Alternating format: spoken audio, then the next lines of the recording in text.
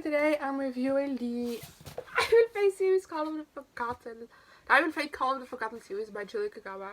It's 3 books long. It's a spin-off series to the Iron Fate series, which is 4 books long. And I already did a review on, so go check that out in the description if you haven't read that series yet. That one is spoiler-free. This one will be spoiler-free for this trilogy, but not for the original series. If you haven't read that original series yet, go check out that video instead. So you'll like it. It's really one of my favorite videos. If you haven't been, if you're new here and haven't seen any of my series discussion videos, they're spoiler free for the series I'm talking about. If it's a spin-off series, I'm gonna spoil the original series, I'm sorry. But for the series I'm talking about, it's spoiler free. I'll start off with a synopsis, then I do a little ranking, individual reviews, and an overall thought, so a little wrap up. And yeah, that's it. I hope you enjoyed this video, and let's get started. This series follows Ethan Chase, whose life has been ruined by the fairy ever since they kidnapped him as a child, which is really constantly getting him in trouble, and he's had to move from school to school.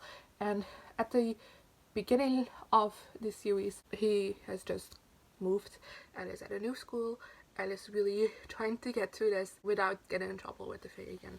But at this new school, he quickly meets someone who's half fae and is in trouble. And then one day that friend disappears and Ethan just has to find out what happened to him. And even more ridiculous, at one point in the beginning of the book, Ethan gets attacked by the fae, and his only way to escape and save himself is to go into fairy to Megan's court. And he hasn't seen Megan since she has left to go and become the Iron Queen. So yeah, it's a difficult family situation, but he's also at a spot like he doesn't trust the fairy, he doesn't like the fairy, and now he has to rely on them to get help and to find his friend. Let's first rank these books, which is very easy for me because I feel like the series got better with each book.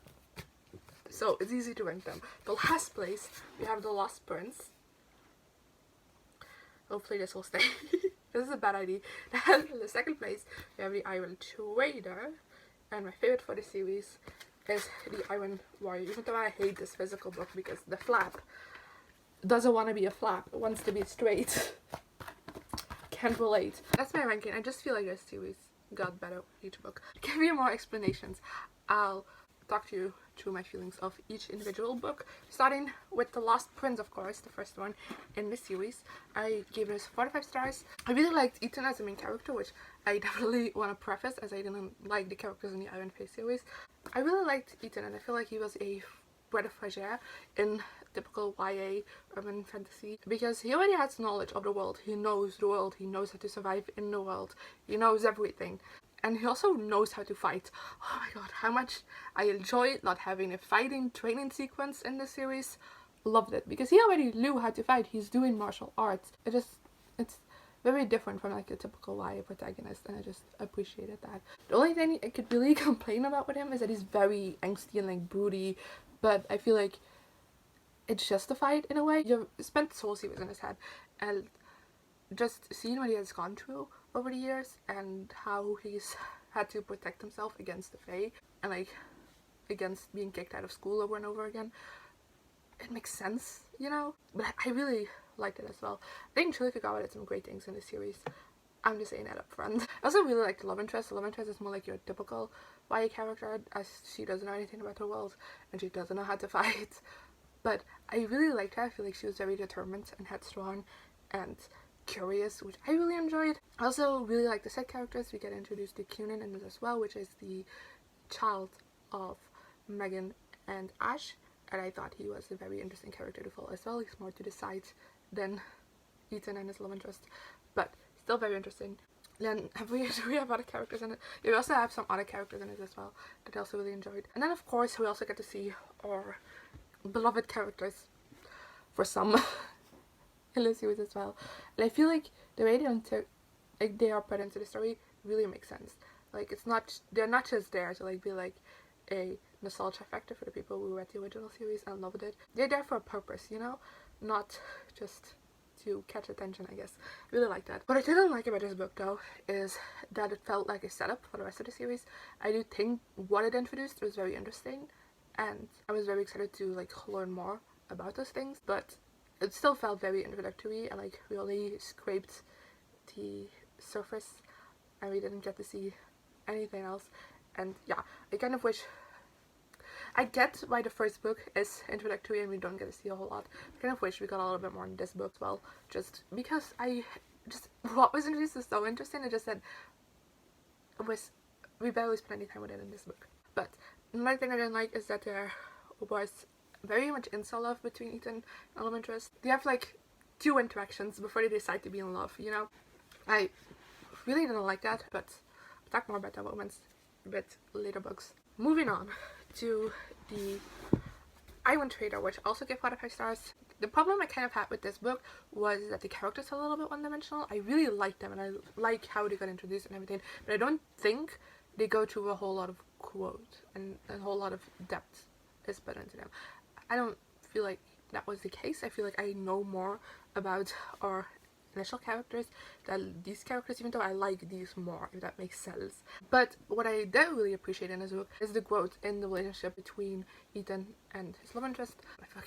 Oh, it's Kenzie. I remember now, because I was watching Sunny with a Chance while reading this book, and towards the end of this book they kept calling her Mackenzie because that's her full name, but like up until then they've mainly been calling her Kenzie, and then all of a sudden at the ending they call her Mackenzie all the time, and I just kept thinking of Mackenzie Falls because what else are you supposed to think about? But yeah, I really liked the development that was put into the relationship between Ethan and Kenzie into this book, because it really showed that yes, this was insta love, but they do know each other well enough, you know? They know how to communicate with each other, they know how to have a healthy relationship, and I really appreciate that. There is a moment of conflict in this book, and because right after that conflict happened there's a action scene, so I can't immediately like talk it out, but once they get like time, when they're safe and they're sound, you know, they have time to talk, they talk. They really discuss like, hey, you hurt me, this is why. It's like, this is why I made that decision, and they just explain to each other very well what's going on, and it's like, okay, I'm holding your feelings into account, let's make sure this never happens again, and moving on. I really, really appreciate that, and I feel like it needs to be done more in YA books, because like one of the most common complaints you hear about romances in YA books is that communication, that was not there, and most of the conflicts are caused through lack of communication. I feel like this book really did, but then like Julie got really put in an effort to show the communication between these 2 characters, and I really appreciated that. For the rest, I think this book did some great reveals, and like nothing big and like plot twisty, but just the further you got into this book, the more reveals you got about this world and how these things came to be, and the Forgotten came to be, and how like the lore behind it and everything. It's very slowly revealed, and I really like how that was done, because I feel like it gives you, when you originally finish this, you get introduced to the Forgotten, you're like, oh, this is the obvious way, but then you learn more about them, and you kind of start to like question things, and just, I don't know, you see that it's more difficult than what it seems to be on first impression. I really liked how that was done. Also, that also caused a lot of expansion on the world, and I really enjoyed that as well. I always love learning more about this world. I've said this since the first book of the Iron Face series, like I love this world so much. It's so interesting. So I love learning about it every chance I get. So I really appreciated that in this one as well. The only thing is, this ending is such a huge cliffhanger. So big. And I genuinely am sorry for everyone who read this when this was first released, because I can't imagine waiting a year for the next book, or longer. I don't know how long it took. Like, I couldn't even wait a day. I immediately jumped into the next book, because that was something. That was a very big cliffhanger. I think that smoothly transitions us into the Iron Warrior, which is the last book, which I also give 4 out of 5 stars. Again, because of the lack of character development, I guess. The character depth and everything. I feel like it kind of kept me a little bit removed from the story. Didn't pull me in as much as I wanted it to. Even though like I still absolutely flew through these books, and I really, really had a great time reading them. And I really like these characters as well. I don't know. I do have to say that this was a very satisfying ending to the series.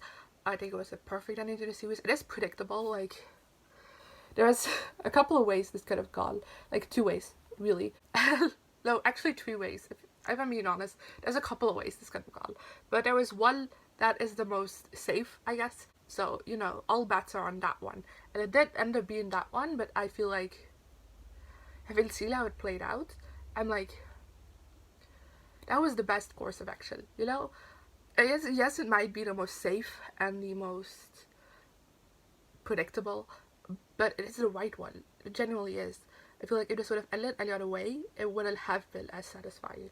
I also appreciated how, even though like that's the most predictable route, I feel like the entire book you're still guessing like which route it's gonna take because you're not entirely sure. There's moments where you're like, oh, it's going the other way, and then things happen and it's different. And I don't know, I really liked it. And yeah, there's another one I absolutely flew through. I flew through all of these, to be completely honest. But this one especially, I went on one morning and I wasn't expecting that. So that was great. This was very high stakes, and generally I felt it all. It was very action packed, and there's like a war in this. Obviously it's the last book in the series, what else do you expect? And it was so high stakes, I couldn't believe it. Like I said, the route that I ended up taking was the most predictable one, but I feel like throughout the entire book it could have gone any other direction. And I really liked how the war was written, because in the first series I also did quite enjoy it, but also thought it was a little bit boring. But in this one, I was on the edge of my seat the entire time. I was really like this. I was like, oh, I was very excited. I also, at this point, just really loved the romance, because the way it got developed more and more in each book, I just really enjoyed it. And even though it started with instant love, I feel like by the end of this, it's like, these people truly care about each other. I don't know if they're meant to be forever, because nobody knows, but at this moment in time, like, they're great together, and I really like their relationship. That was my individual reviews of these books, so let's go through some overall thoughts. Like I've mentioned before, these books were so quick reads, and I had this with the original series as well, that I could very easily read them and I went through them pretty quickly. But with this one I felt more invested, and therefore I feel like it went quicker, and I absolutely couldn't put them down. I feel like there were no real slow moments in this as well. I feel like in the original series there were some books where I thought there wasn't a whole lot happening, and the plot kind of dragged on, and I didn't really know what we were doing because it was a little bit boring. But this series was very action packed and just kept going. And yes, there are like breather moments, which I like. I like breather moments because they usually help develop the characters or develop the characters' relationships, and I really enjoy that. So I appreciated the breather moments, but it wasn't like it ever got boring, and I really appreciated that. Like I said, I really like these characters. I like what we know about them, but I just wish there was more to them. You know, there was a little bit more depth, a little bit more development. That was lacking a little bit. So that's kind of my only complaint about the series, really, is that I wanted more character stuff. But I really grew to love the moments in this series, which I wasn't expecting at all. So little applause to Julia Kagawa for doing that. And then I also just really like the conflict with the Forgotten. I'm not going to go in depth about it, because you learn about the Forgotten like pretty much at the end of The Lost Prince, so I feel like anything I'd say about them is spoilery, so I don't want to talk about it too much. But I really like the conflict with the Forgotten, because I feel like it plays a lot into morals and ethics and stuff, and it's not like this book's like deeply discusses all of these things, but we do get to see like different perspectives from different characters. Well, we follow the perspective of Ethan the entire time, but the way he interacts with other characters and like talks, and just seeing how other characters react to things, you see that everyone is on a different side of this issue. And it's really interesting to see that, and to kind of be able to form an opinion on your own, as well as just, like I said before, that this series, it very slowly does reveals about the Forgotten, and what they are, and what their goals are, and where they came from, and stuff like that. And I feel like having those slower reveals really makes you able to like see everyone's viewpoint, because I don't know, it's something that in the beginning when you get into this, like, it's obvious, but then things get revealed and you're like, it might not be that simple, and I really enjoyed that. Then I also mentioned in the first book to review, that I really liked the way the old characters were used in this book. I feel like the one that shows up the most is Grimalkin, which makes sense to me, but I also get to see Megan a lot, Ash a lot, Brooke a lot, but they're not overused and they're not underused, you know? I feel like the usage of them is very well done, and it makes sense. I really love this world, and I have since book 1, and I'm just so excited this isn't the last series in this world. This is another thing, I can't imagine having read this when this first came out and like thinking this is the end. We're not getting any more Iron Face stuff. Like, no, I wouldn't have wanted that. And like the next book, like the next series is following Puck, which, yes. Okay, so the next series is following Puck, and I'm really excited for that as well. But yeah, I'm also really excited to read more Julie Kagawa. So let me know in the comments down below if you've read any of her other series, and which ones you think I should read next. That's all I have to say for this series, the Iron Fake Hobble of Forgotten series. I hope you enjoyed this video. If you haven't read this series yet, hopefully I've convinced you to pick it up, because it's pretty great.